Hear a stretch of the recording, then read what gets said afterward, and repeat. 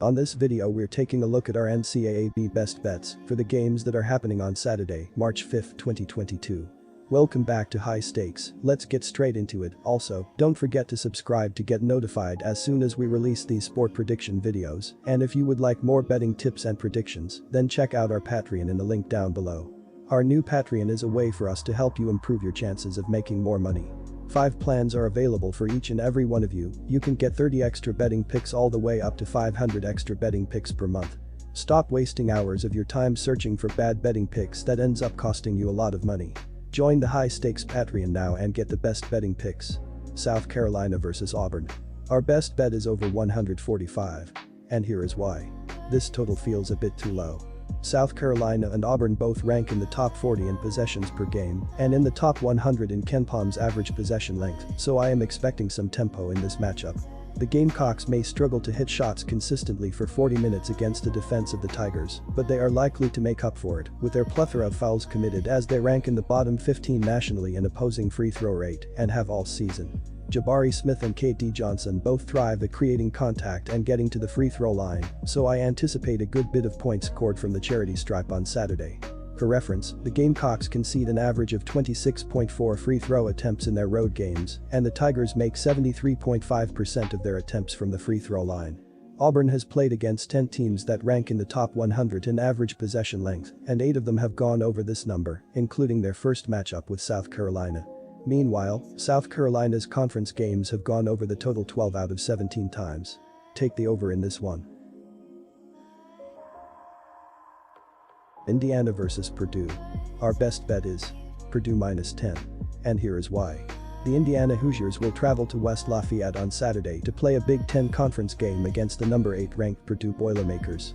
Indiana is fighting for their NCAA tournament lives after losing 6 of their last 8 games and falling below .500 in conference play. They are now just 9-10 in Big Ten play and 18-11 overall with Purdue on Saturday in the season finale at Mackey Arena. Things are not looking bright for this Indiana team after losing to Rutgers at home on Wednesday night. Their 3-point shooting struggled once again in that loss and has held them back all year from being able to take that next step as a team. The Hoosiers are desperate for a win here, but the Boilermakers are one of the best teams in the country on their home court. Purdue is trending downward as we finish out the season but have been outstanding at home all year. They are 15-1 on the season with their lone loss coming to the regular season conference champion Wisconsin. In their last game at home, they beat Rutgers 84-72 and shot 53.1% from the field. Jaden Ivey went 0 for 5 from 3-point land and still finished the game with 25 points and 4 assists. This Purdue team might not be the national champion contender that we once thought due to their recent road losses, but they are in as good as they come when playing at Mackey Arena. The Boilermakers have an advantage inside even against Trace Jackson Davis, thanks to Zach Edey and Trevion Williams inside. Indiana is just 3-7 on the road this season and can't be trusted in this one. Purdue has lost 2 straight games away from home, so I think they come out explosive offensively and beat down on Indiana as they have done so well the past couple of years. I cannot see Indiana keeping up with Purdue's offense. Give me Purdue here.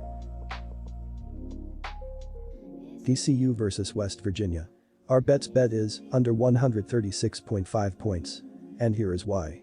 The under is the recommended play in this matchup, as both offenses rank outside the top 75 in KenPom's adjusted offensive efficiency metric. TCU's offense is highly leveraged on grabbing offensive rebounds, which they will likely get a lot of given West Virginia's defensive rebounding struggles. However, there's only one way to get offensive rebounds, and that is obviously by missing the first shot. TCU is the second best offensive rebounding team in the entire country, yet they still only grab 38.2% of their missed shots. Simple math will show that means that on average, the defense will grab over 60% of TCU's misses. So even though TCU is likely to get a lot of second chance opportunities, they're not going to capitalize on all of them. From a tempo perspective, both teams 275 or lower in KenPom's average offensive possession length metric. This should create a fairly low possession game where points will be at a premium considering the mediocrity of the offenses. This game will likely be extremely physical and borderline unwatchable, which is a great environment for an under. Pittsburgh vs Notre Dame. Our best bet is under 132.5 points. And here is why. The under is the bet in this matchup, as we should expect to see a low possession game.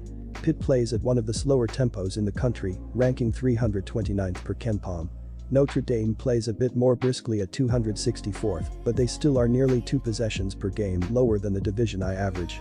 Notre Dame is going to have plenty of three-point attempts available against Pitt's compact defense, so if they are hot, they could bust the over. However, their offensive prognosis is highly leveraged on that, as they will be unlikely to gather many offensive rebounds, as they rank 335th in the country in offensive rebounding rate. They value getting back in transition over crashing the offensive boards, which in turn also helps prevent fast breaks from Pitt, even though Pitt is unlikely to play fast. On the other end, Pitt's offense will likely have a difficult time scoring against a Notre Dame team that does not foul.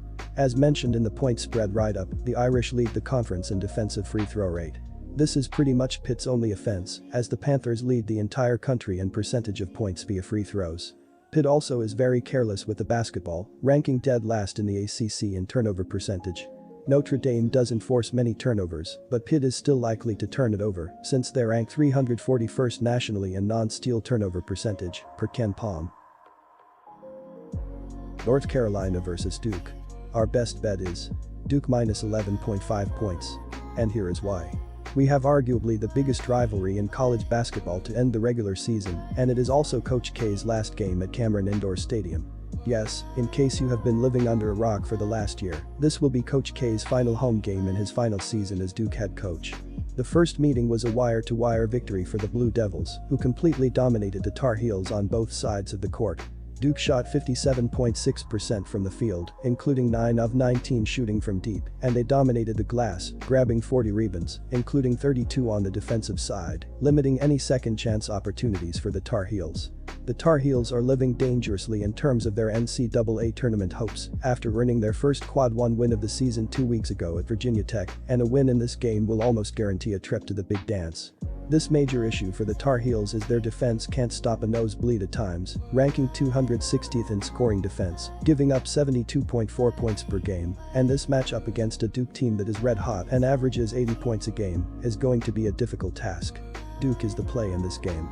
The Blue Devils have won 7 straight games by an average of 15 points, and I don't envision the Blue Devils floundering in Coach K's last home game.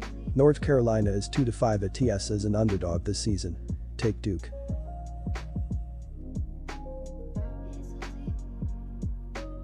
Disclaimer, no financial advice. The information on this channel is provided for education and informational purposes only, without any express or implied warranty of any kind, including warranties of accuracy, completeness, or fitness for any particular purpose. The information contained in or provided from or through this channel is not intended to be and does not constitute financial advice, investment advice, trading advice, or any other advice. The information on this channel and provided from or through this channel is general in nature and is not specific to you, the user, or anyone else. You should not make any decision, financial, investment, trading, or otherwise, based on any of the information presented on this channel without undertaking independent due diligence and consultation with a professional broker or financial advisory.